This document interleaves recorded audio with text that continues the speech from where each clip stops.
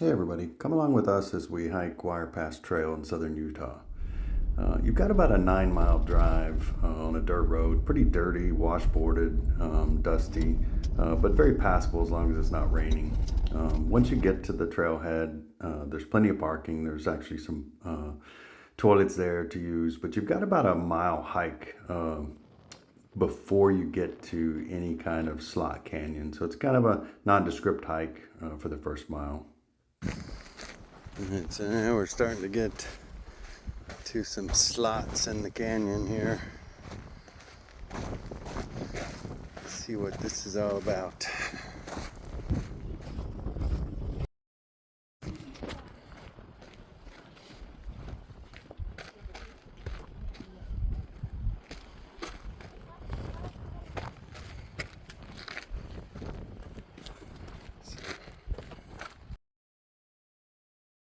Definitely not the same as antelope, but pretty cool. This is off of Bureau of Land Management land, so don't have to pay the Indian tribes to get in, but pretty cool. Little slot path going down. Comes Miss Bet. Wow, look at that big tree. You can tell how water logged it is from where the water has come through when the rains come. Pretty crazy. So now it's a over-under choice. I chose the over. Short people choose the under. Oh! Just got rained on by sand. Cool that the wind is so bad. So sand just comes down the slot canyons and it's hard to see. That pretty cool. Another log that's wedged in through the rains.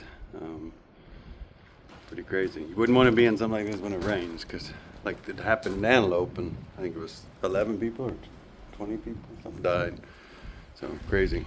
So definitely getting more narrow in this slot canyon. That's what we just came through. What we've got to go. Pretty cool, considering, you know, just gotta do a drive and then a little over a mile hike out to this, and the hike keeps going. You can go to some other things, but this is, I think the slot canyon is probably all we're gonna do today. But definitely darker than Antelope, but still pretty cool.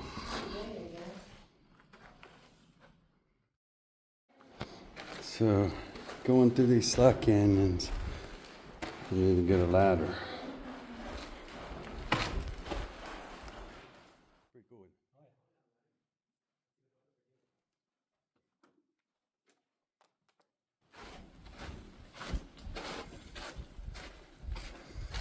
Merging out, pretty neat hike, pretty neat ladder thing. And you come up. I think there's some more up this way. We'll have to see how far we decide to go, but very cool. There's a trail that goes up over the ridge there. You can see the trailhead, but you're climbing way up there. I think we might stick to this one. But this is very cool.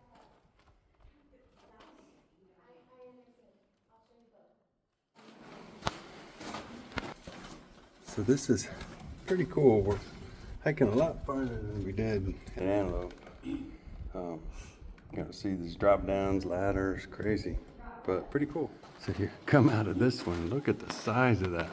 Whoa, that's impressive. Trying to find some petroglyphs, but don't know if we'll find them or not. But it goes way up there. And then that's the crack that we just came through. Pretty crazy. Pretty cool petroglyphs in the wall. And if you're not careful, you just walk right by it. Basically all along these walls here.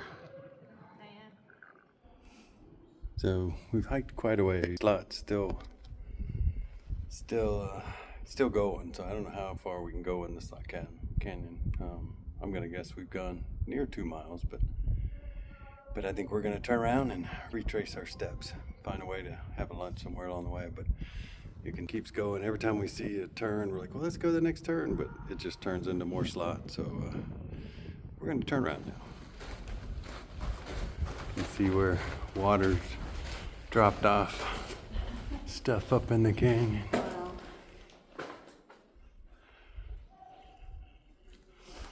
Very crazy. So the Wire Pass Trail itself actually stops where the petroglyphs were. We chose to turn right and keep going, probably another half mile, maybe a little bit more.